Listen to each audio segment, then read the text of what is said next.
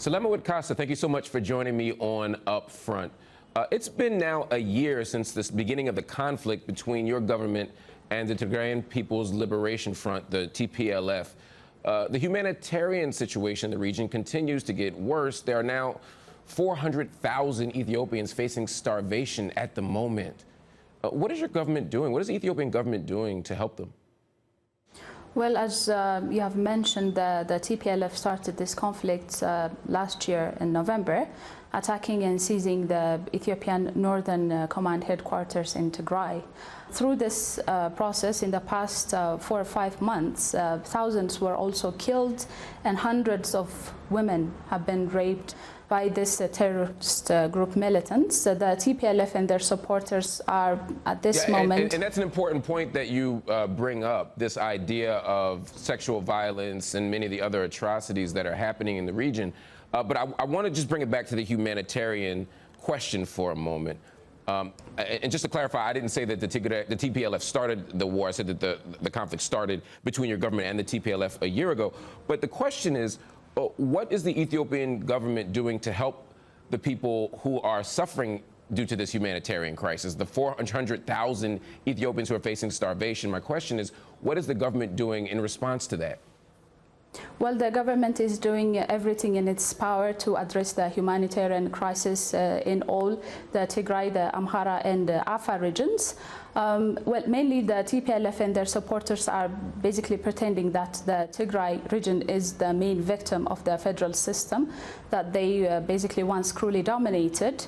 But yet their supporters and militias are the ones, attacking the regional states of Amhara and Afar regions and committing very cruel crimes against humanity. So let me just pause you just for a moment.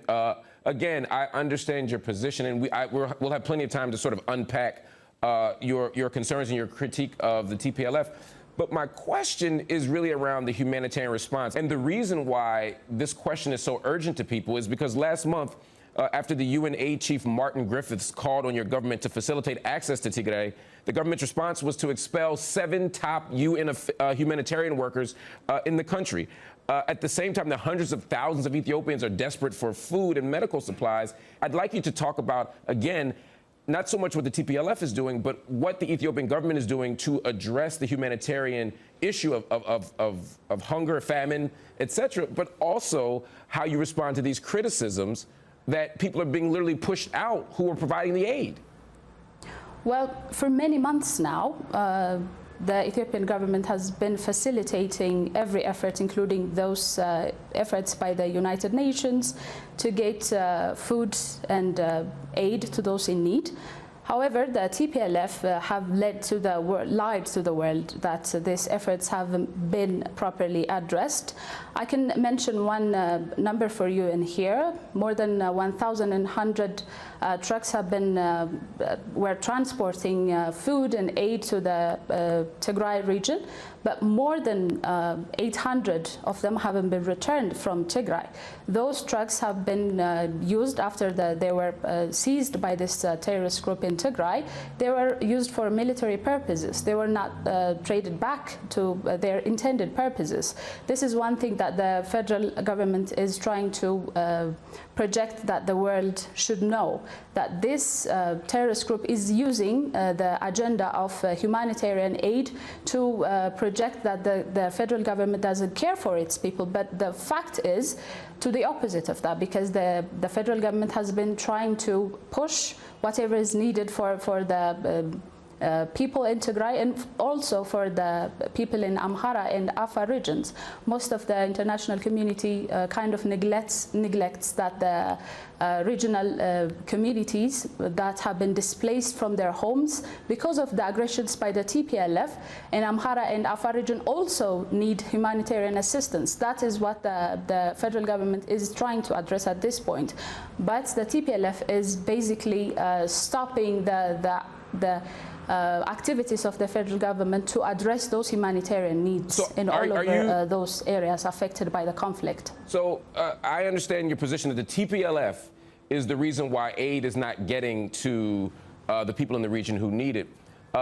Outside agencies, outside entities are saying something quite different. 100 trucks a day are needed in aid, according to the United Nations, to get to Tigray. Only about 10%, about 10 trucks a day are actually getting there. Again, UNA Chief Martin Griffiths suggests that it's the Ethiopian government that has not done what it needs to do to facilitate the process. In addition, it's not just UN officials.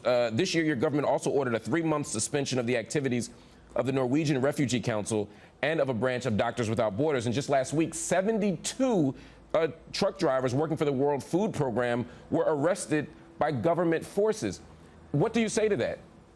Well, that is one of the narratives that the TPLF is trying to project, that the federal government is neglecting its people, which is the opposite. As I have mentioned before, the terrorist group is basically stopping the activities of... This is the United Nations. This is Doctors Without Borders. This is the Norwegian Refugee Council. This is the World Food Program.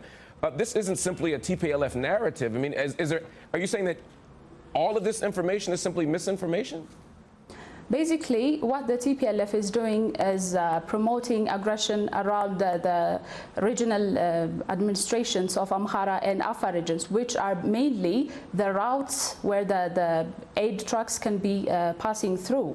So where the aggressions are going through, the federal government is trying to promote and also facilitate the necessity and the needs of the people in Tigray and also Amhara and Afar region. But in the Tigray region, mainly the aggression from the TPLF has stopped almost all of the communication and also the transportation of these aid trucks. Because of this, the TPLF has continued using the propaganda that the federal government is using hunger to inflict in the Tigray regional state, but which is completely false at this narrative. I wanted to move on because according to Amnesty International, your government has already committed what could amount to war crimes. They published a report last August detailing how soldiers and militia aligned with your government are using sexual violence as a weapon of war and subjected women to, quote, rape, gang rape, sexual slavery, sexual mutilation, and other forms of torture. How does this happen? I want to mention the same report that was brought up by Amnesty International probably last week, that says that gang rape was also being used by the TPLF soldiers and militias around Nifas Mocha. That is one very simple and very narrow example that we can mention here, that more than 100 women were gang raped by the TPLF soldiers and militias. They were also subject to inhuman acts and also were subject to very heinous crimes by this terrorist group. But I'm talking about the actions at this moment of the Ethiopian government, and we keep pivoting to the TPLF. I'd like you to talk about how these types of alleged sex crimes happen committed by the Ethiopian government based on this Amnesty International report, not the TPLF. How does this happen from the perspective of the Ethiopian government?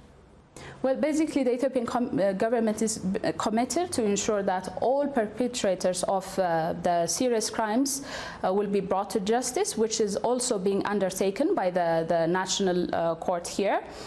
Basically, the seriousness of the government is demonstrated because we have allowed the United Nations Commission for Human Rights to conduct investigations on the actions of the Ethiopian soldiers, the Ethiopian National Defense Force, and also the Human Rights Commission was part of this project, the joint project and investigation, acknowledging the wrongdoings of some ENDF members of the government that has already been undertaken, and there have been the government has taken the initiative to undertake this small numbers of the Ethiopian National Defense Force members to the justice system that we have already in the country. So that is one thing that the government has done, acknowledging the wrongdoings and also taking action accordingly. The numbers seem quite low, though. I mean, Prime Minister Abiy Ahmed, to your point, said in March that any soldier responsible for raping our women and looting communities in the region will be held accountable.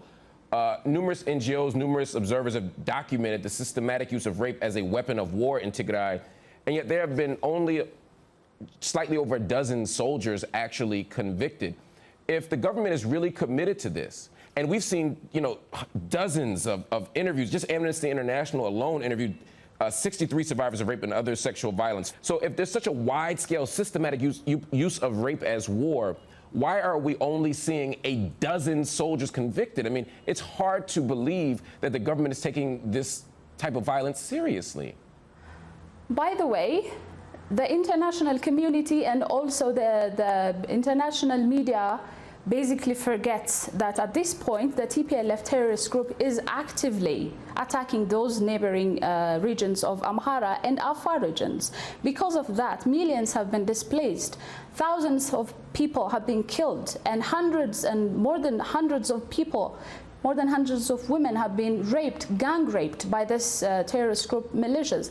The international community and the media by itself keeps forgetting that this terrorist group is now attacking those groups. The Ethiopian National Defense Force hasn't been in the Tigray. There is no war in Tigray at this moment. I have to push back on that. Just last week, Amnesty International published similar accusations of sexual violence against the TPLF. So they're not ignoring this. This isn't a biased report. They're saying this is happening on both sides. And again, I intend to ask these same questions to the TPLF representatives, but I was asking about the Ethiopian government, and again, there seems to be a sharp pivot toward the TPLF whenever the Ethiopian government is subjected to any kind of scrutiny here. But I'll have to move on.